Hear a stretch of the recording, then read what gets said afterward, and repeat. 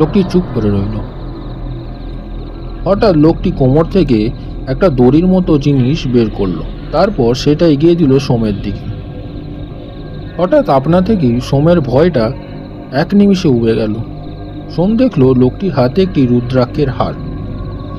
সে যন্ত্রচালিতের মতো রুদ্রাক্ষের হারটি হাতে নিয়ে নিল। লোকটি তখন বলে উঠল, এটি তোমার জন্য, তুমি এটা সব সময় পরে থাকবে, খুলবে না। সোম কেন জানে না লোকটার কথা মতোই সেটা পরেও নিল। সোম রুদ্রাক্ষের হারটি পরার পর লোকটিকে জিজ্ঞেস করলো, আচ্ছা, এটা আমাকে দিলেন কেন?